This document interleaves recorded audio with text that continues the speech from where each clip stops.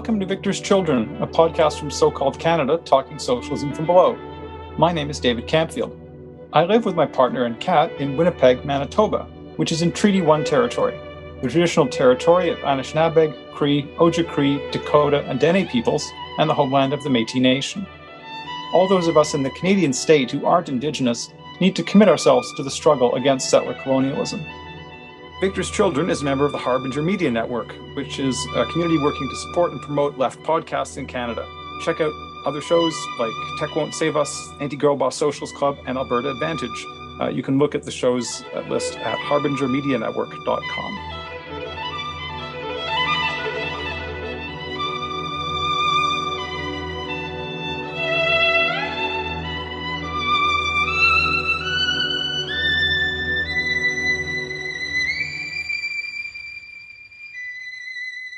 Hello, this episode of Victor's Children is the recording of a discussion about my new book, Future on Fire, Capitalism and the Politics of Climate Change, that took place online on October the 22nd, 2022. I hope you find it worth listening to.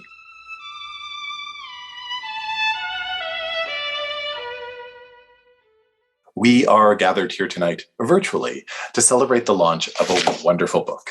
And of course, that book is Future on Fire, Capitalism and the Politics of Climate Change by David Camfield. Now, Future on Fire argues for the vital importance of disruptive mass social movements that have the potential to force governments to make the changes that we need. Refusing to despair, its author David Camfield argues that even a ravaged planet is worth fighting for, and that ultimately the only solution to the ecological crisis created by capitalism is a transition to eco-socialism. And we'll be hearing from a number of folks about the ideas raised in this book, and there'll also be a really vibrant and energizing discussion, I think, this evening. So with that in mind, I'm just going to introduce tonight's panelists, and then I will take my leave. So your host for the evening, Fiona Jeffries, is an editor at Fernwood Publishing. Sara Birrell is a socialist, abolitionist, and writer from Treaty 4. Their work has appeared in Briar Patch Magazine, the Saskatchewan Dispatch, and Media Co-op, among others. They are the host of the Unmaking Saskatchewan podcast. James Hutt is an organizer and writer on unceded Algonquin and Anishinaabe territory, Ottawa. He has led campaigns and organizing for unions and advocacy groups across Canada. James is also the climate justice columnist for Our Times magazine. Saima Desai is the editor of Briar Patch Magazine, an award-winning national magazine of grassroots politics and action. She's also the co-founder of the Sask Dispatch, a progressive independent publication in Saskatchewan. And of course, author David Camfield teaches labor studies and sociology at the University of Manitoba and has been involved in social justice efforts since high school. He is the author of We Can Do Better, Ideas for Changing Society, and Canadian Labor in Crisis, Reinventing the Workers' Movement. We'll be hearing from all those folks this evening, but for now, please join me in welcoming your host, Fiona Jeffries. Hi, everyone. We are going to get started while our speakers and presenters turn on their cameras and show themselves. So thanks for that introduction, John, and thanks everyone for being here. And thank you to the folks who are joining us online. It's great to have you here in this discussion about this amazing book. So we're just going to start right into it and have our commentators just say some words about this wonderful book. We're going to go in order of Sara, and then James, and then Saima, and then David is going to say some words in response and also read from the book. And then we'll launch into a discussion with the audience and with one another. So why don't you take it away, Sara? Thank you so much, Fiona. And thanks everybody for joining us.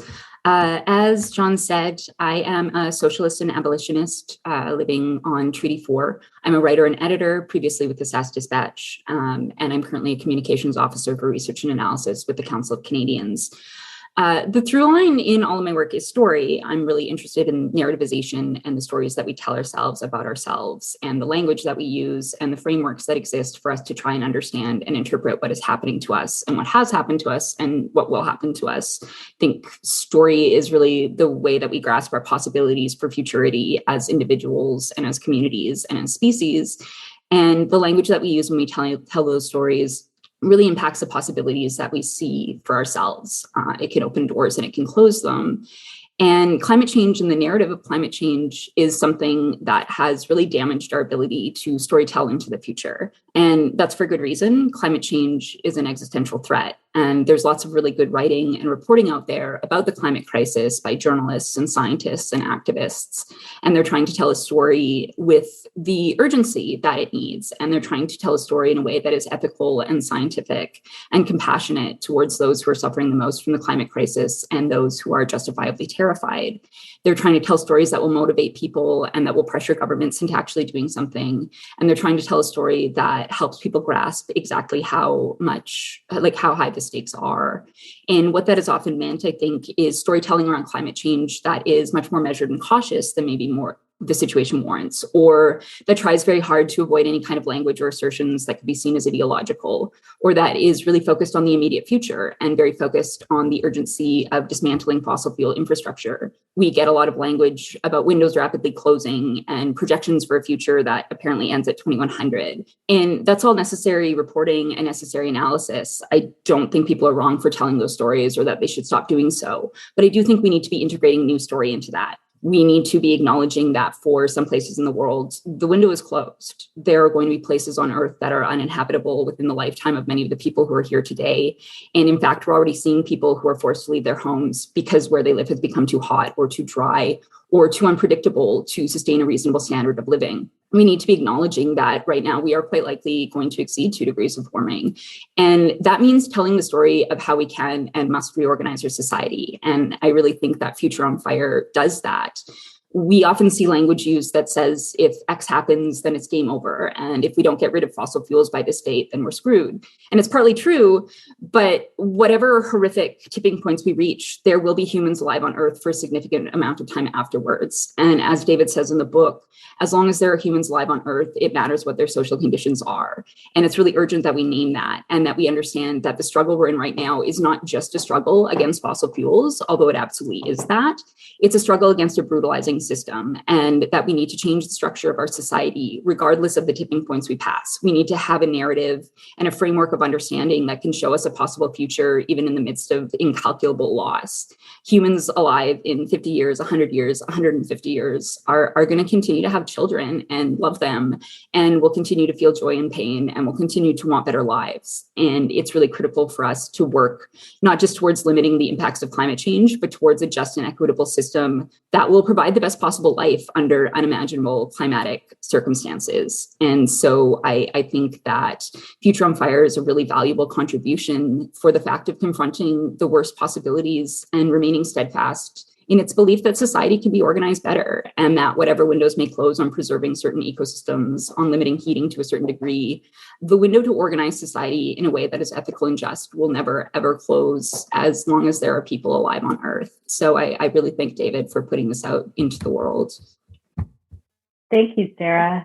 James, do you want to? Sure, thank you. Yeah, I'm very happy to be here and honored to be speaking about this incredible book. I first got to know David through his book, Canadian Labour on Crisis, which I think came out in 2014. Correct me if I'm wrong, David. It's funny because I read it at the time and I was a climate activist who's only starting to think about labor and how to relate to it. And now, years later, I find myself firmly entrenched in labor and only kind of doing a bit of climate indirectly. David has come out with this book on the climate movement. And I wish I could have read this, years ago, all way back then. It would save me a lot of time. I think there's some really invaluable lessons and like a roadmap in here and a survey of the landscape that would have stopped me from spending a whole bunch of misdirected energy just trying to figure out how do we actually tackle climate change. And I think that misdirected energy is everywhere in the movement. And I also think it's a bit funny because as I kind of straddle labor and climate and go around like that, for the labor movement, I am somehow still technically a young worker. Whereas for the climate movement, I am old. I am very, very old. Like they're going to put me in a glue factory soon. And I'm curious just to hear about like who's here tonight and who's the audience that is like picking up the book. So I don't know, John, if I'm breaking the fourth wall here, but I'd love it if people could just put their name, where they're from, and if they're like a student or if they work and doing what into the chat, just to get a better sense of the audience. Because for me, I came through climate to labor and really kind of find a home here and working on climate in that way. And I think this talk is particularly important right now because we are on the eve of COP27, the international climate negotiations about to kick off next month and all the countries will send their negotiators to hammer out a deal. And like every year, Canada will show up and promise an even bigger, flashier, more ambitious target than the one they didn't meet last time. And it's this kind of perennial treadmill. And I first kind of got my start or cut my teeth as a climate activist in COP17 10 years ago. We went and really tried to do a whole bunch of tactics to expose the Canadian government and shame them into doing the right thing or using pressure on the negotiators. And, we ended up doing some stuff and getting kicked out and embarrassing Canada on the international stage while the environment minister at the time was pulling out of the Kyoto Accord. And we considered that a win. But of course, business as usual continued.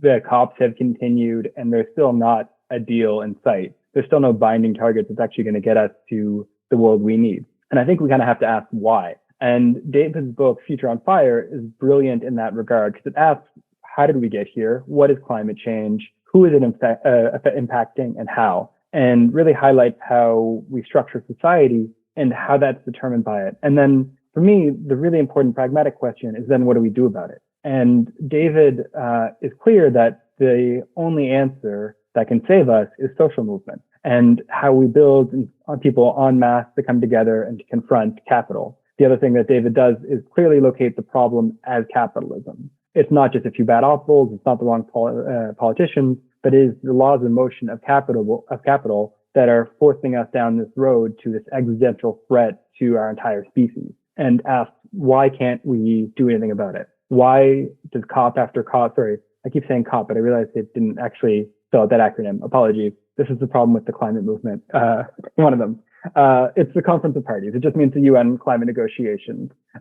Why haven't any of them really produced change? And why, if we're thinking about the fact that countries send the negotiators and what they do there is probably indicative of what happens at home, why haven't social movements been able to put enough pressure on them to actually win? And I think that's a really good question. And David hones in on it. He kind of does this beautiful roadmap of the climate landscape and takes us through false solutions in terms of geoengineering or businesses greening themselves to also ineffective and fake strategy, thinking about electing a few nonpartisan climate champions across political parties, or pushing the NDP to the left, or, taking over the Green Party or what have you. And kind of all the questions that I and many others have been grappling with for years and thinking about what do we actually do about it? And then why aren't they working? And I think David the book does this really well in saying that if we're incorrect in identifying the problem, the strategies for solving it is never going to be that effectual. It doesn't matter how much we tinker at the edges in a lot of these things, unless we're actually building the power through social movements to confront capital and push back and win reforms from them. We're missing kind of the forest for the trees. And I kind of want to just put out two provocative points that I'd love to hear other people's thoughts on. And they are that, one, I don't think we actually have a climate movement in Canada. David, you're clear that social movements are the one thing that'll save us, and I absolutely agree. But I would add that in Canada, what we actually have are a handful of nonprofit organizations who have paid staff, who are funded by capitalists and their foundations that ultimately set the contours of the climate movement. And in my mind, I see that as an obstacle to a genuine democratic mass movement of people bubbling up to have the power to confront capital. And I think, whatever NGO climate justice organization is out there, they're probably, some are doing really good work. Some are just, front groups for the Liberal Party. But there's a limit to what they can do in terms of pushing reforms, deepening resource and wealth redistribution. But there's also a fundamental lacking piece of democracy in which if I'm an everyday person where I live here in Ottawa, how do I actually get involved, gain skills, and set strategy or provide feedback and set the course? And I don't think we can have a climate movement capable of winning the reforms we need without figuring out how to deal with that nonprofit industrial complex and allowing something to break through that is a democratic mass organization and allows us to do something more effective. I expect I'm getting a bit short on time, so I'm going to wrap up by just saying that the other point I wanted to raise is then, if it's mass movements, mass social movements, what are we getting to do? And for me, the answer has to be, and the one that I've been thinking about over the last years as I think about my energies, is workers and getting working people at the point of production and reproduction to come together and really pose a threat to capital. That's kind of the only thing that can withstand and bring capital to its knees, at least temporarily, to eke out some of these reforms. And so for me, I'll just wrap by saying, and I'm excited to hear all of your thoughts on that, but that, David, this is a brilliant conversation you started. And I think Future on Fire does a terrific job of laying out what climate change is and how to think about it and how we think about the way forward, especially for being such a small book. It's very short and it's packed with brilliant information. And you give the readers a both of internationalism, of other struggles and how they have to come together, and other histories that we can draw on, particularly like the parts you drew on in Palestine and, Jewish resistance during World War II were brilliant. And like, this is all so much like valuable insight I wish I had over a decade ago. And I'd encourage everyone to read it and pick it up. So it'll save you a lot of time that I wish I would have saved. Thanks so much, James and Sarah, for those remarks. My name is Saima. I am the editor of a magazine called Briar Patch Magazine, based in Treaty 4 territory in Regina, Saskatchewan. I've had the great pleasure of working with David on a number of different articles for Briar Patch. The very first issue of Briar Patch I ever edited about 4 years ago, David had an article in that issue, what he's written for Briar Patch, the books that he's published, what he's written for other publications has been so important and formative to my thinking, especially as someone who, is the editor of a publication that focuses on social movements. I think having David as almost like a compass in terms of my politics, knowing, how to develop my thinking around social movements and grassroots struggles has been so important to me. I'll confess that I accidentally prepared remarks for this discussion about Briar Patch instead of about the book. So I'm going to be speaking a little off the cuff, but it will mean that you're going to get my most raw, unfiltered thoughts about this book. I did reread it in one sitting today, which I think really is one of the great things I can say about this book is that it's not like an 800-page tome. You can, read it in an afternoon, which I love in a book, because I work on the length of magazine articles, so I often don't have patience for 800-word tomes. And when I pick up a book and when I assess whether a book is really good and whether it's useful, not only to me, but the people in my life, I think about, is this a book that I could give to my mom? And would it help sharpen her political understanding and analysis? For context, I didn't really grow up in a leftist family. I have lots and lots of conversations about politics with my family. My way of forming arguments, of thinking about my own politics, about understanding what is a convincing argument, what is an internally consistent argument, what is going to move people, what is an emotionally moving argument, come from my discussions with my parents, who very often disagree with me. And so I think for me, the mark of a really good book is feeling like after I read this book, I want to give it to my mom. I want to give it to my dad, and being grateful that it addresses the questions that I'm having a hard time changing their minds about. So with this book, what that means is I think there's this real sense of despair and hopelessness going around, this feeling that we're approaching this tipping point, and after the tipping point, there's just nothing to be done, that we should throw up our hands. This feeling that for people with wealth, like my family, what we should do is use that wealth to shore up our own safety and the safety of our loved ones, and to basically keep running from climate change, to put distance and walls between us and the impacts of climate change, using money for as long as possible. And I think that this book is really useful because it starts to show cracks in that argument. And there's, a really deep humanity at the core of this book, a deep argument for the fact that, that it is deeply irresponsible to abandon the people who are currently and will feel the first and most devastating impacts of climate change. I think it also, another, point that I hear from the people in my life when I have discussions about climate change with them is this sense that like it's humanity that's at fault for climate change. And I think that is an argument that is very convenient for fossil fuel companies, that we're somehow all responsible for climate change. And in actuality, we know that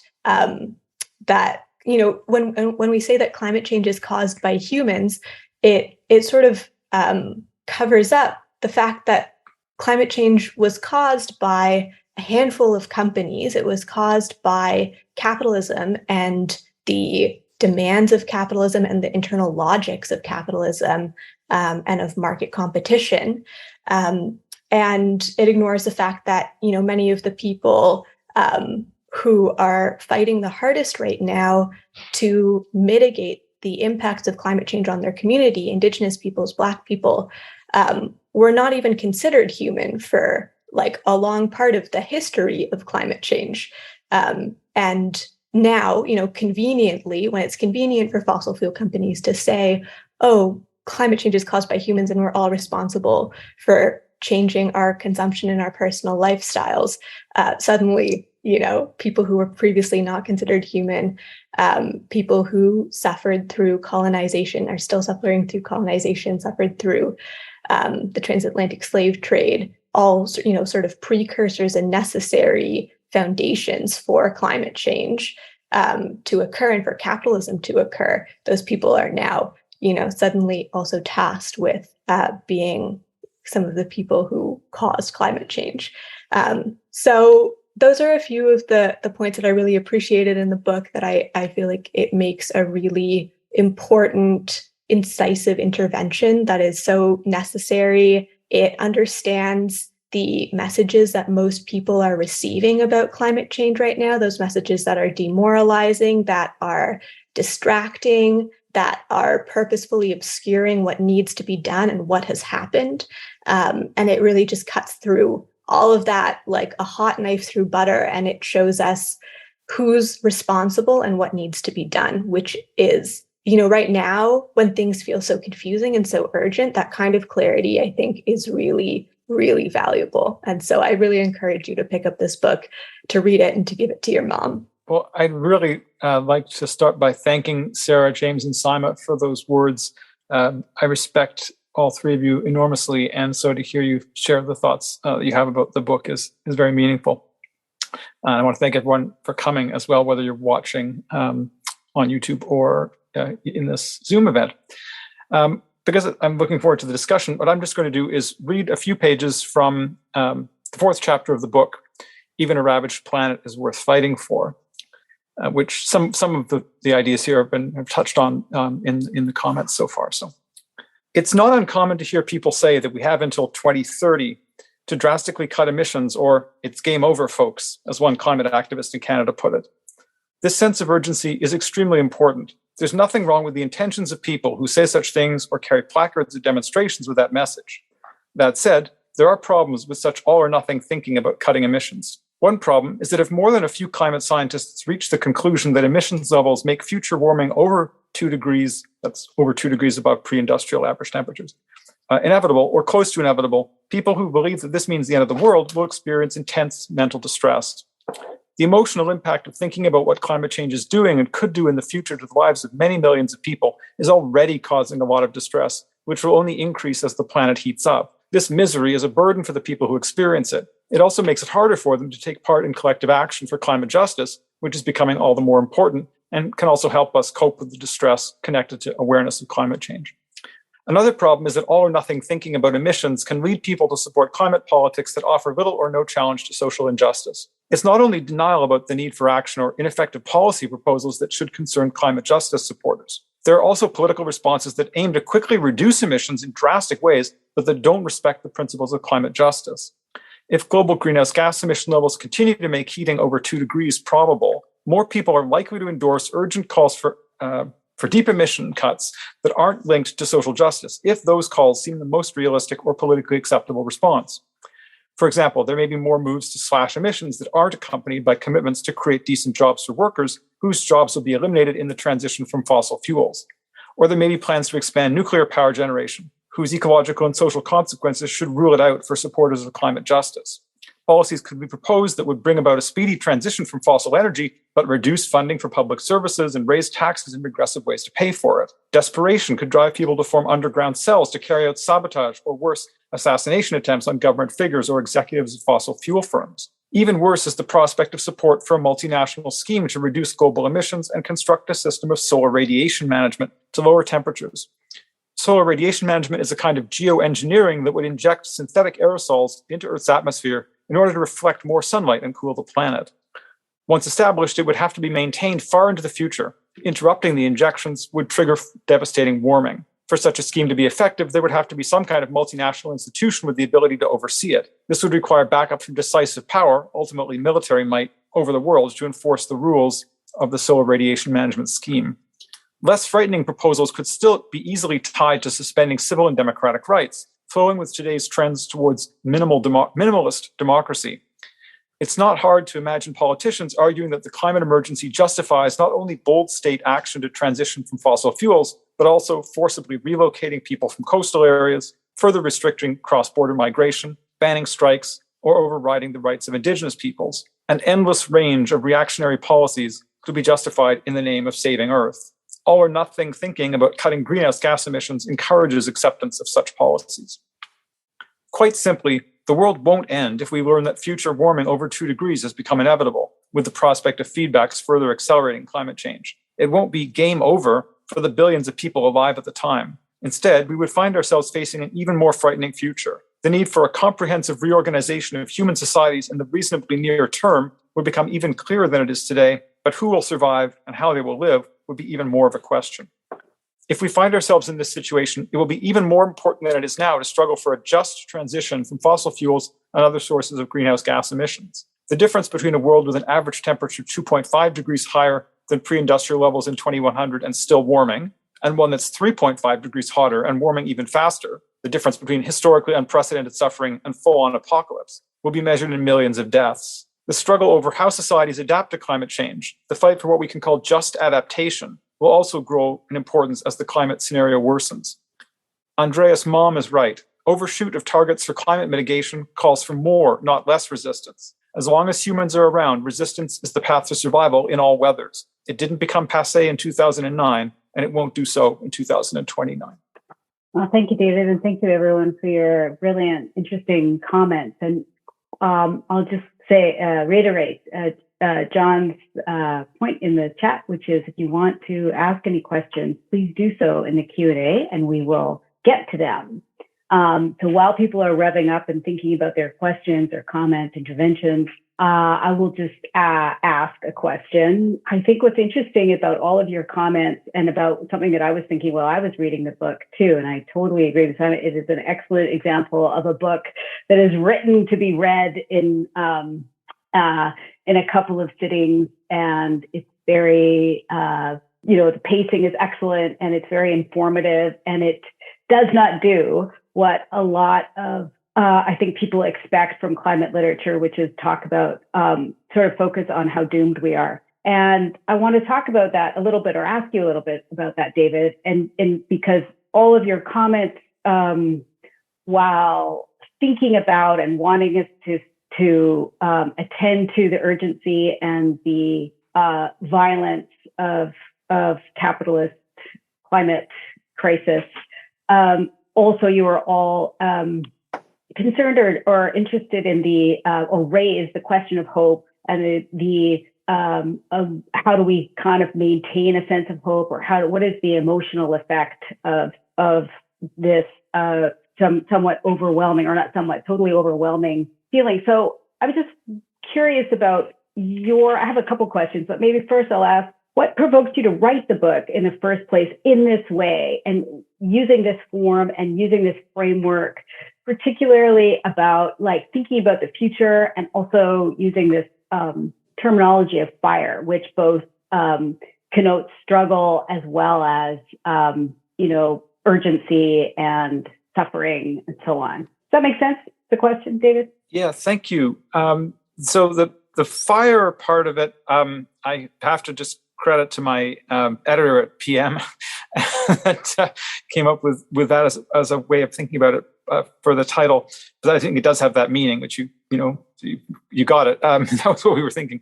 But in terms of how I came to write it, it was really my experience. I'd been thinking about some of these questions, and I was able to teach a course that in part dealt with them at university. But then it was in the summer of 2019 when it was clear to me that something was really changing in terms of mobilization for the September 2019 climate strikes, the youth climate strikes. And I found myself in Winnipeg, where Winnipeg is a city in the summer where people don't go to political meetings because it's the few months which is where it's warm and people like to be outside and not inside. And I found myself in summer evenings in meetings with more people than I'd been in meetings with for ages. So people would come out week after week, day after day. There was real momentum, and many of us experienced the amazing youth, mostly youth, but not only youth, mobilizations that happened in September of 2019, which seems a very different political moment than the one we're in now. But my experience it was very inspiring, being part of this convergence of people in the mobilization for that day. But at the same time, it was really clear to me that there were some big weaknesses in terms of people's political understanding of social movements and change and what we're up against, all these kinds of questions.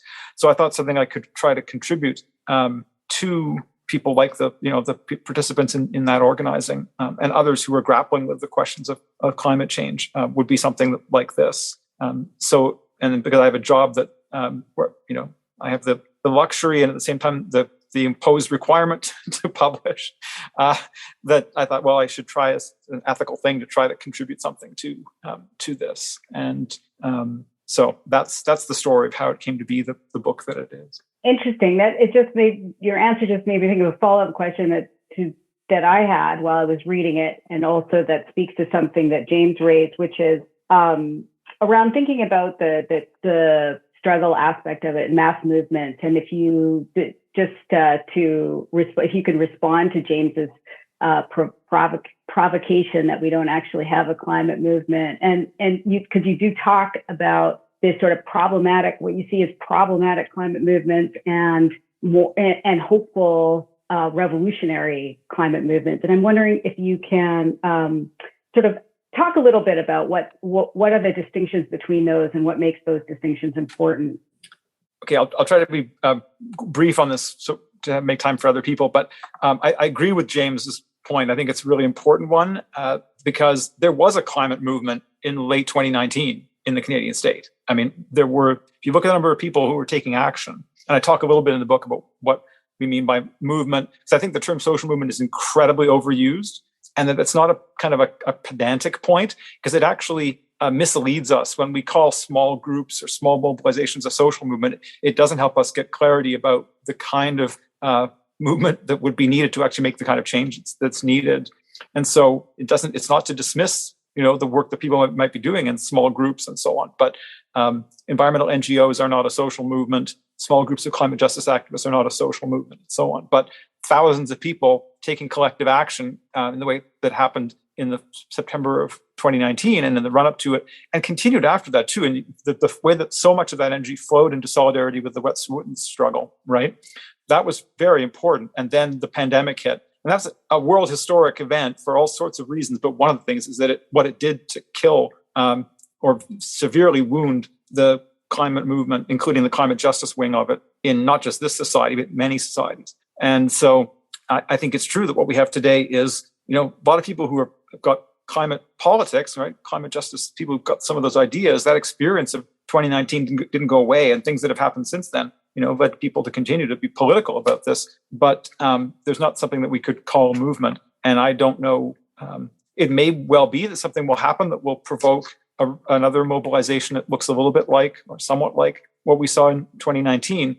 But it's also possible that social eruptions are going to happen around other points, other flashpoints, and then the challenge will be how supporters of climate justice can participate in those things around the cost of living, things around whatever it might be, and make connections. That's something I try to talk about in the book as well, because I think there's a danger that we think that the next round of what happens will look like the last round. And I think that's a longstanding problem on the left. And history is usually a lot more nonlinear than that. Great, thanks. James, do you want to respond to? Sure. Yeah, I think David is spot on there. And I think kind of the question before us, as we have these uprisings, we have these large spontaneous mobilizations. What do we do? What structures do we create? What organizations do we create to sustain them and to allow people to grow, deepen their analysis, deepen their skills, and so that we have something more where the climate strike mobilizations or like the BLM mobilizations of the past year of COVID time has shifted. I don't know anymore. Recently, to stop them from just being spontaneous uprisings that happen and then fade out. And, how do we actually have it so it's democratic and people are feeling not just ownership, but like they can actively be part of it. And I think I just thought of it for the first time, so don't quote me on this. I need to think about it more. But like for all its failings, I think the Occupy movement was more so in that way, because anyone could show up to the square or whatever and like have some sort of democratic process. And there wasn't much to sustain it. There wasn't organizations. There wasn't like a party of some sort. But it's an interesting model. I'm not saying we should all sit down and have very lengthy consensus meetings, though. That's not the answer. Thanks, James. Saima, do you have anything you want to add to this discussion? Nothing major, but yeah, I think that the point that in Canada, whatever could pass as an environmental movement, or people who are interested in environmental justice are perhaps overly reliant on the big environmental NGOs is a good point. I think about, what does that mean for those of us in places like Saskatchewan that don't have huge environmental NGOs that work here the way that, say, BC does. And it means that we have to think about our organizing differently. It means that we can't rely on those NGOs. And it means that, in a lot of ways, I think that here in the prairies, we're in the belly of the beast. Saskatchewan has the highest per capita emissions in Canada. And I feel daunted, but also hopeful about the kinds of organizing that can emerge from the prairies because of some of the particular circumstances we have here, and in part because of that lack of environmental activism sort of being centralized and managed by environmental NGOs. Yeah, thanks. That's such an interesting perspective to bring to this, the sort of geography of the struggle and like where, what is happening where. What about you, Sarah? Do you have anything you want to add to the? Yeah, one of the things that I found really valuable about the book was that David brought up that climate organizing can spark in places that don't seem necessarily like they're directly related to the climate, and that kind of organizing towards in environmental movements, it can begin elsewhere. And one of the things I think is important, especially in places like Saskatchewan, places that are that tend to not have that kind of cohesive movement and tend not to have attention paid to them by those larger structures, as Saima mentioned, is looking at the things that are happening on the ground and making connections between various other movements and various other organizing that is happening and directing that with climate. Like, for instance, like there is some work towards abolition, the abolition of police and prisons in Saskatchewan, and abolition is a climate justice issue. It is, from Mi'kma'ki to Wet'suwet'en, it is the police who are arresting land and water defenders. It is the police who are eating up 20 to 30% of a given municipality's budget, which is money that could be going towards a just adaptation, that could be going towards building structures that can withstand climate impacts, that could be going towards things like better public transit, that could be going to sustainable housing, that could be going to building these things up. And so looking at those places where people are organizing towards social justice and making those connections and doing those things. And I also think that looking at municipalities and the strength that municipalities have. So, 44% of the given emissions, like municipalities have control over 44% of emissions in Canada. And that is something that we can look at. And we can look at how can we pressure our city councils? How can we bring about other movements that are organizing against the police, that are organizing towards better schools, towards organizing all of these things? And how can we bring that and put pressure on these smaller governments, these smaller councils and things like that? So just making those connections between the organizing and the infrastructure that is already there and trying to work within that, I think is something that is really valuable when it comes to climate organizing. Great, thank you. I'm just going to turn to the audience questions now and try to sort of compress them. A number of people have asked about the question of hope, because this conversation has brought that up, as well as the book and the topic in general raised it. Dorothy asked the question about the kind of the possible, like, how your thoughts, David, and others too, have been shaped by the COVID experience and the pandemic experience, and what are the parallels between, or possible parallels to connect the ways in which the battle over the definition and how to think about the pandemic, and how to think about the character of COVID and how it spreads and so on, like all of those struggles, how that connects to the climate justice struggle. Sorry, David, that was directed at you. I don't know if that's an answerable question in this. Well, it's a great question, and the funny thing is that in recent months, some certain amount of my energy in terms of union stuff has been going into work around COVID-19 health and workplace health and safety. But I haven't really thought very much about this in relation to the climate or the ecological questions more broadly, because it is part of the ecological crisis. And I think maybe a starting point is that we have to recognize that climate change is one part of a broader ecological crisis that has a bunch of different dimensions to it, many of them. One of them is the spread of zoonotic diseases like, SARS-CoV-2, the virus that causes COVID-19. And there are also the ways in which the ecological crisis is likely to, give us more pandemics. And so, there are questions around how we understand, how ordinary people can appropriate the scientific knowledge for themselves and try to cut through the way that it's presented to us by the state. That's an interesting kind of, maybe connection between climate and pandemic politics. Their dynamics are really different in lots of ways too, but the way that these, both of them can be approached, framed for us as if they're supposedly not political, right? The idea that we all have to come together to solve the climate crisis because it's a problem. It's a problem for humanity, that we all caused that thing which was already mentioned. Also the pandemic can be presented as something that's also outside of politics, outside of social relations, and we need to question both those stories, to go back to where Sara was starting in terms of how we tell stories about what's happening.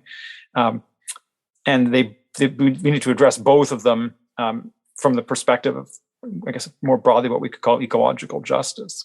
But there's more that could be said about that I have not thought through. No, and it's both Jane and Matthew raised an interesting, but two kind of interrelated questions that plays an important role in this book too. This discussion about political parties and whether or not there's any hope, or what is the if there's any hope for that kind of party representative democracy form that we have currently to struggle around in tackling climate crisis. Or so the question is, what are you thinking about party politics, or how does the book address party politics and its relationship to mass movements and climate struggle in general? Should people be putting their energy into different forms of democracy or democratic building, or should our political parties, as we have them now, worth the time, effort, and emotional investment?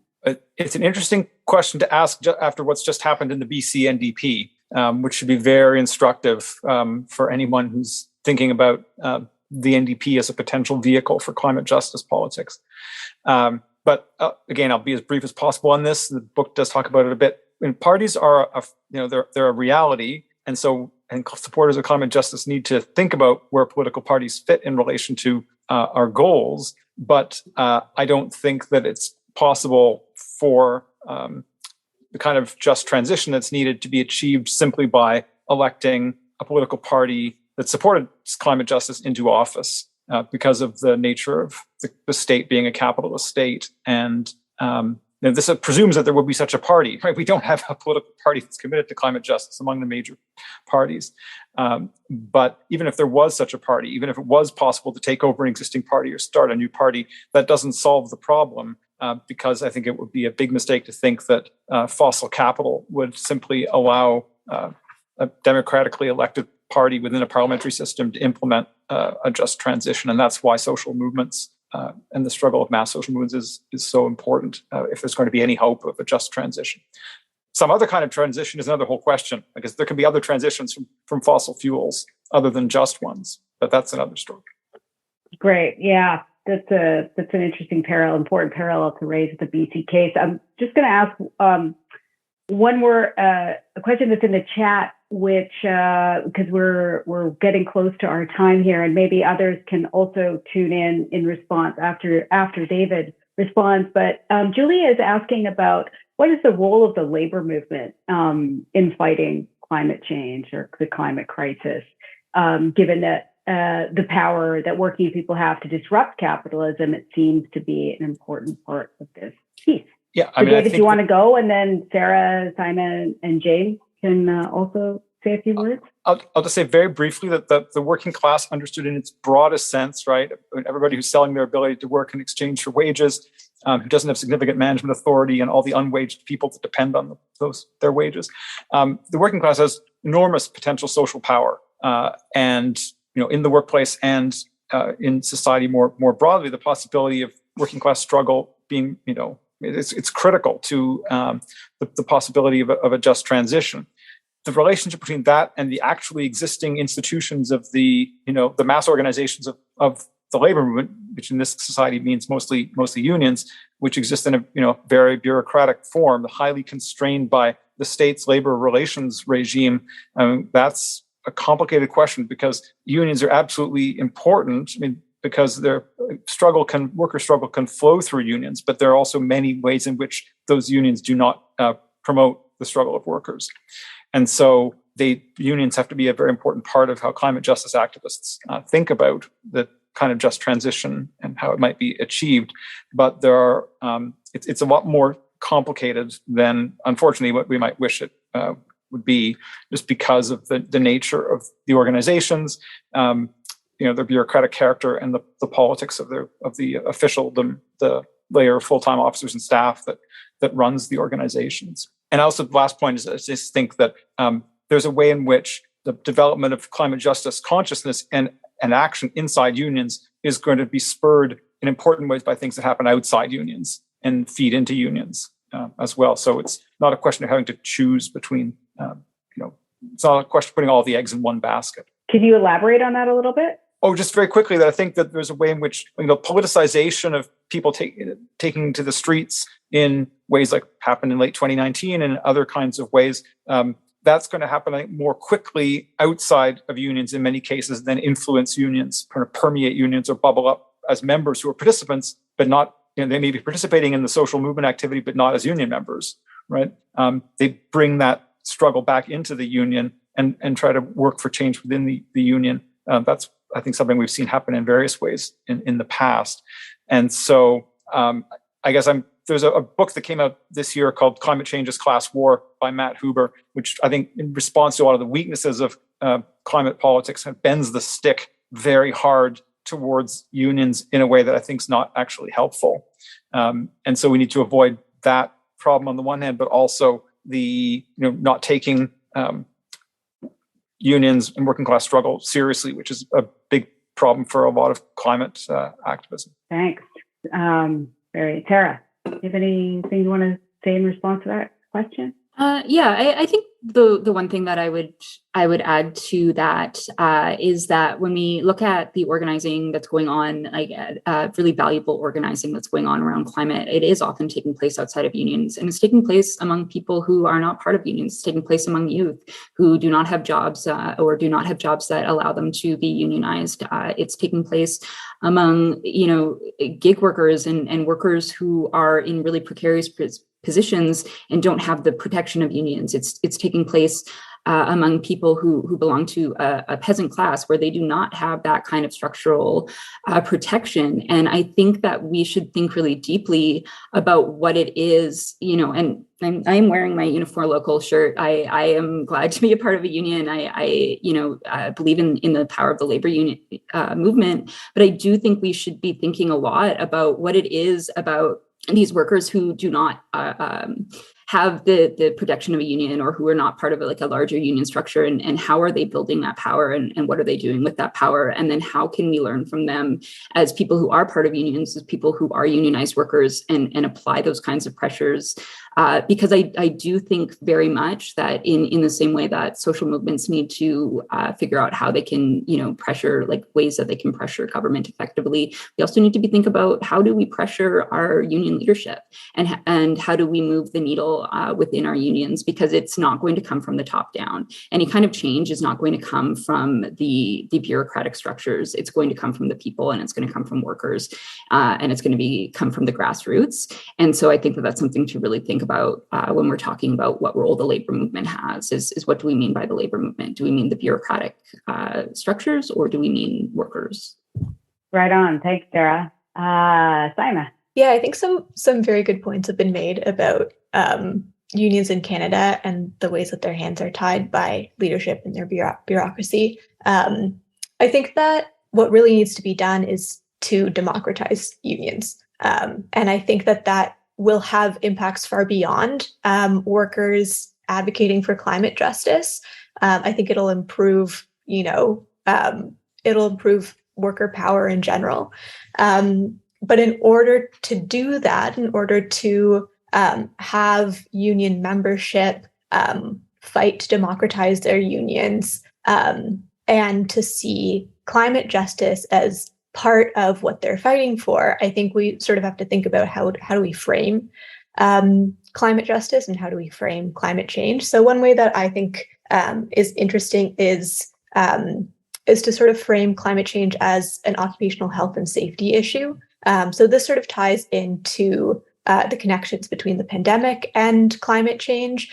I think that if workers are equipping themselves with the tools to fight for the right to refuse unsafe work, to fight for decent working conditions under the pandemic, that sets them up well to have those same protections and fight similarly for decent working conditions, the right to refuse unsafe work during climate disasters, which we will all certainly face. So I think that's the biggest thing, and it also moves us towards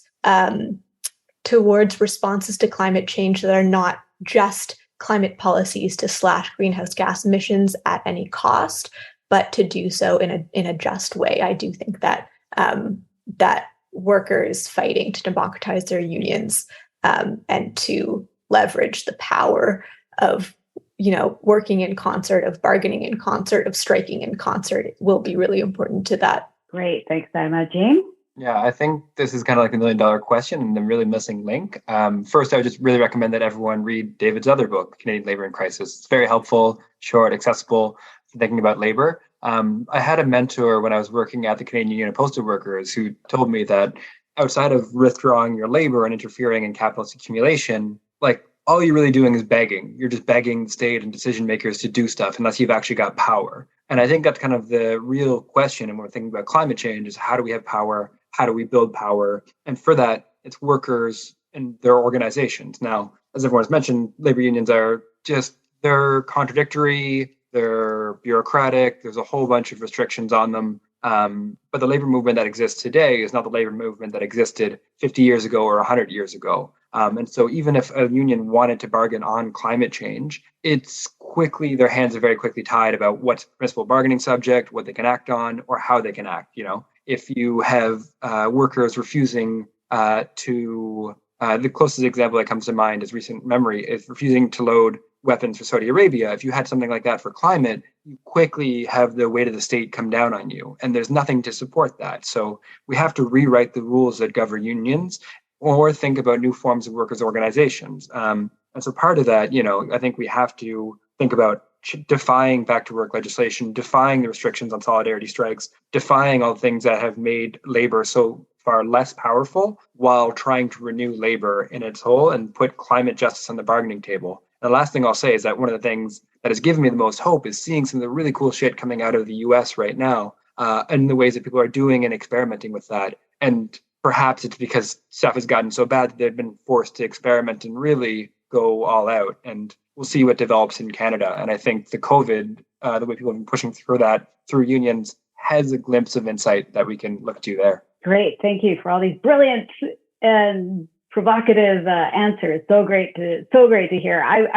We're at time, but I just want to ask Phil's question, because I think it speaks to also a bunch of things we've been talking about, and it's a good way to sort of round out or wrap up our discussion. So if you'll forgive me for stretching it a couple more minutes in the name of audience appreciation, Phil is asking a question about the kind of preconditions or what are the conditions of possibility for eco-socialism. Is interested in your thought about that, David. About are you concerned that I'll just read this final part of the question. Are you concerned that runaway climate change could result in a world in which the material basis for eco-socialism does not exist and all the old shit will return or remain? Right. Thank you for that question, Phil. It's interesting because it connects to something I've been thinking about for something else that I've begun to work on.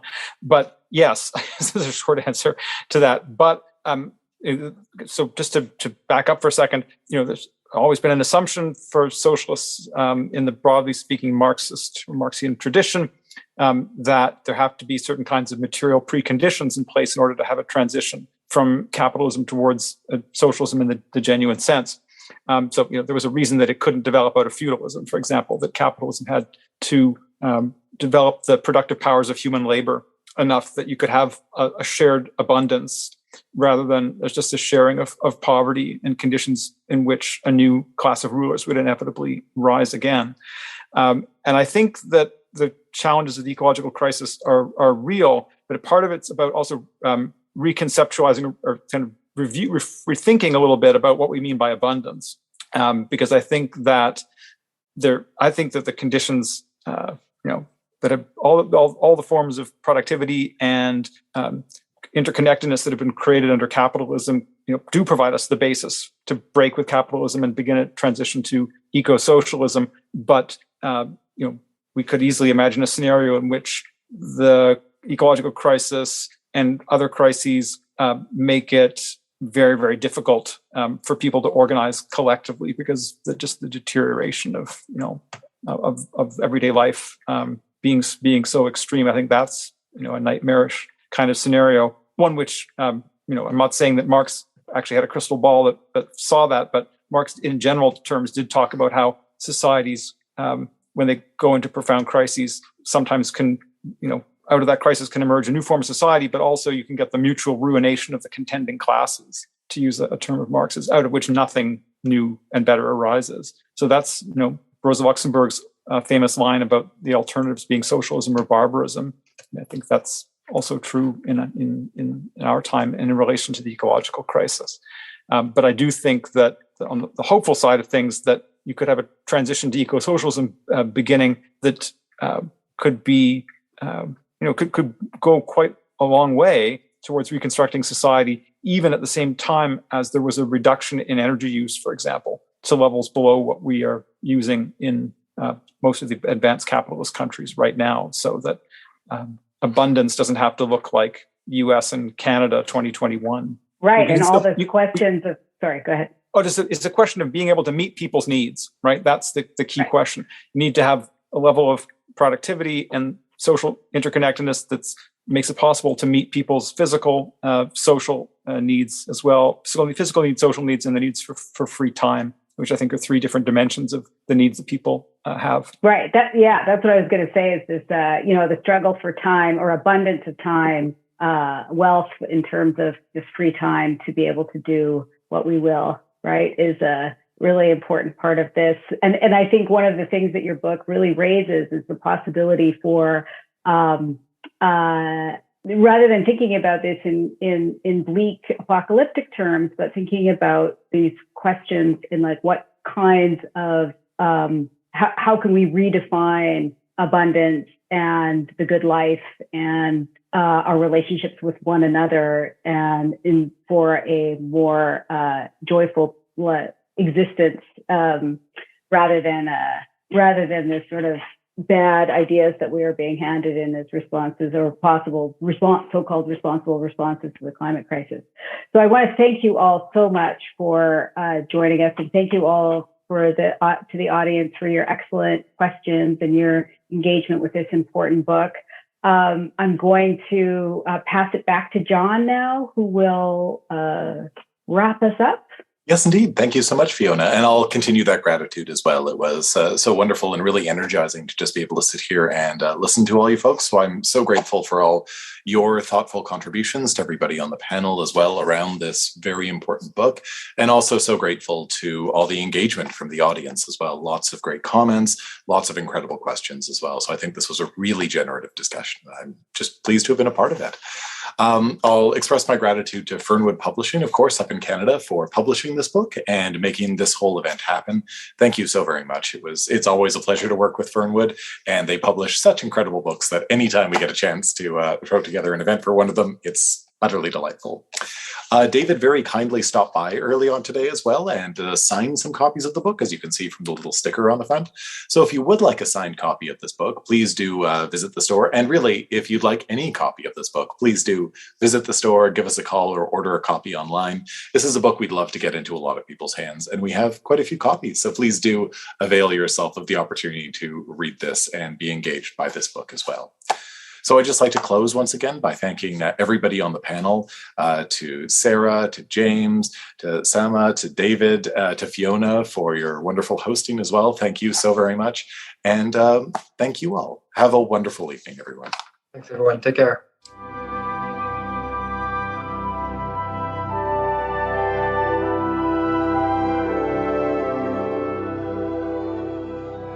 That's it for this episode of Victor's Children. I'd like to thank Jonathan Croker, the producer of Victor's Children, without whom the podcast wouldn't be possible. I'd also like to thank Posey Legg, who designed the graphic for Victor's Children. If you found the episode worth listening to, please do tell other people about the show, since word-of-mouth recommendations are especially helpful. If you don't subscribe through your preferred podcast app, please do. And while you're there, please give the show a high rating. It helps to promote us. If you have a suggestion for an episode or some other kind of constructive feedback, feel free to be in touch with me. You can contact me through victorschildren@gmail.com.